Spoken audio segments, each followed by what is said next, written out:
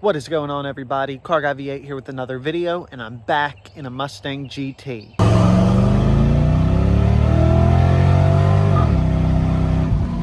So this is my new to me 2002 Mustang GT, which some of y'all might remember this car. This was actually my brother's car that he bought a couple years ago. He bought it from the original owner with 112,000 miles on it, and I just bought it from my brother with 125,000 miles on it. So let's take a look at the car. Appearance-wise, the car has been lowered. My brother had lowering springs put on it. I can't remember the brand. I need to look at the receipts so that I have that memorized. He bought the Cobra front bumper from me. I had this sitting on a parts car I had out here. Then it was on the green turd, that Mustang I had for a while, if y'all remember it. He bought the Cervini cow hood, which I need to repaint it.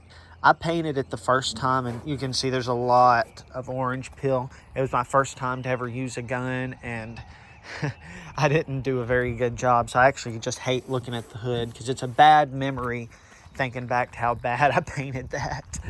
But the Cervini cow hood, you know, this is a 5-inch. They're pretty expensive. You know, he paid over $1,000 with shipping and everything for it. And it's odd, you know, this one, it actually came, well, you know, the New Edge hoods, they've got the 2 bolts on each side that connect them to the little hood hinges. Well, this hood was drilled wrong. One of the bolts was kind of sideways right here. So I actually had to remount the hood hinge just a little bit to get this to fit on flush. All 3 of the other bolts were perfectly aligned, but the one was bad.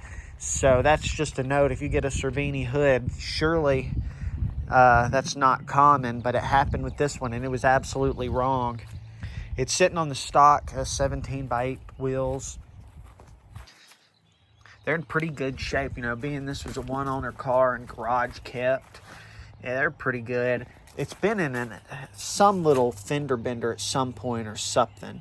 As you can see, the rear bumper is a little bit more matte than glossy. So I would like, if I can, to try to repaint the hood. I need to practice because I've got a stock hood in the backyard I might practice on. And also the roof a little bit. It's starting to peel right here and has a little rust spot over there. But other than that, the paint's not too bad on the car. I also like the pinstriping. I don't recall before this car ever noticing that pinstriping on a Mustang GT. I'm sure many of them have it, but I can't recall seeing it. It was certainly not on any of my other Mustangs. Interior's decent, especially the sides that weren't set in as much. You know, driver's seat's pretty common for them to do this kind of stuff. But, well, back seats are in good shape. Pretty much every interior panel is in good shape. So there's really nothing to complain about on the interior. Steering wheel was a little rough, but I put a cover over it. You can see the 5-inch cow hood. It sticks up a little bit. But I actually had to adjust my seating position because I like sitting low in these cars. And that's impossible to do with that hood sticking up. So you can see driver's seats.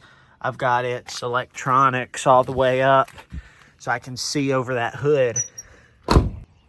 So it's pretty much a stock 4.6 other than the BBK 78mm throttle body. I put that on for him a couple months ago. And also this JLT cold air intake.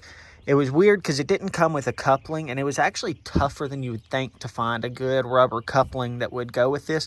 I've got a smaller one that I'm going to put on because you can see there's a little bit of wiggle room because this is like a 5-inch side over here and like a 4-inch 3.75 or something over there. So it's a little big. This is just what the parts store had. So I'm going to get a smaller one.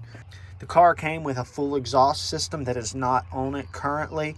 I'm going to put it on because right now it's dumped behind the rear axle.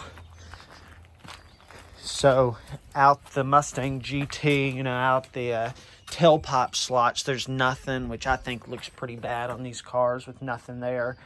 And so I'm going to get the full exhaust on. Right now it sounds too truck-like.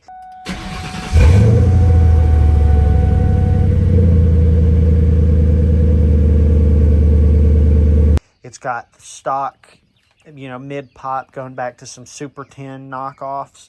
And it's coming, the car came with a catted X-Pop with just 2 cats instead of 4. They're high flow. And then a Pops Pop Bomb cat back, so it should sound a whole lot better. I want to repaint that spot right there too. But so with that and a tune, it should wake the car up just a little bit. Not a ton, but I'll probably be sitting around 280, 290 at the crank. You know, stock is 260. And also, the biggest mod I want to do, you see what I'm doing right now, moving the camera. Look at the quarter panels where the tire, you know, comes up to the fender well there. Unacceptable on a new Edge. If you want to transform your new Edge, you have to get wheels and tires. There's just no way around that. The rear wheel well will just suck the rear wheels right in there. It's just unacceptable how these things came stock. So some 17 by 10.5s are really what you need back there with some 315s on them. That's what I had on the old dark shadow gray Mustang, and that was absolutely perfect. But I think it's time we hop in this thing and go for a quick ride. Here we are setting off in the Mustang.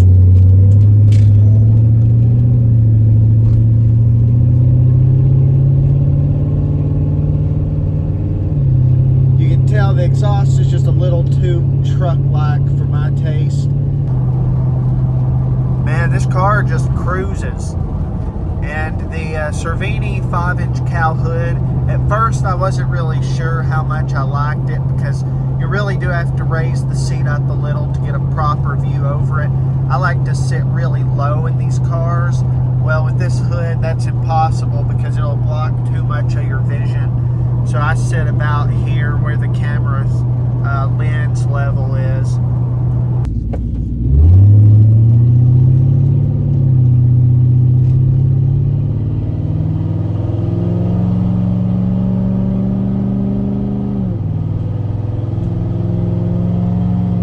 So it still has a little bit of the 2 valves good sound when you're in the 22 to about 3,000 RPM range. But down low, it's real burbly. But we're heading into town, gonna hit the parts store, fill up the tank, you know, see what kind of fuel mileage we're getting. And also, I'm heading by the Taco Bell. I'm gonna get some of those Cinnabons, you know, those suckers are pretty good. You know, this car is pretty tight. You know, steering's good, not loose or anything. The car is a good cruiser, even though it's on lowering springs. You know, it does ride a little rougher than stock would, but it's still just a nice cruising car.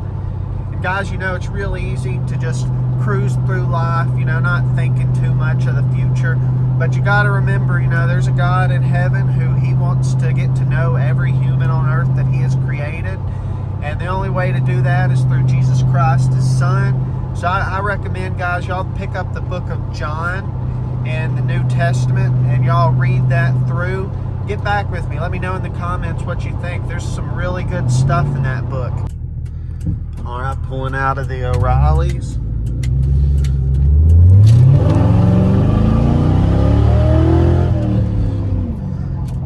You know, this car is pretty quick for a new Edge.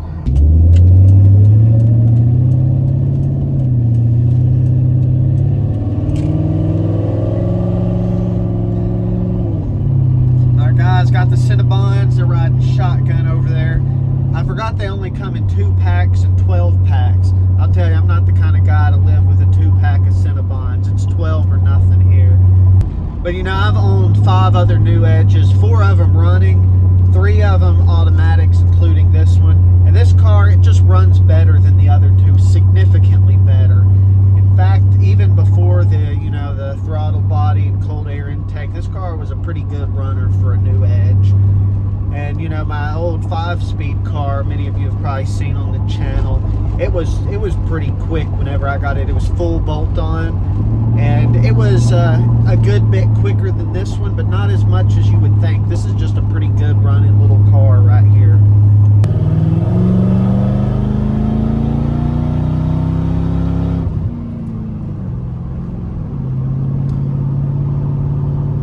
So I'm back at the house, and after filling up the fuel tank, I averaged 21.4 miles per gallon, which was a little better than I expected. So that's good. And also the insurance on this car is $90 cheaper a month than it was for my Camry. My XLE Camry that was only 5 years newer than this and isn't a sports or muscle car or anything was $90 more than this car. So I've always noticed that these new Edge Mustangs, their insurance is not as high as you would think, especially for a V8 car like this. But guys, I want to thank y'all for watching this video and leave some comments below. Let me know what you think about the car.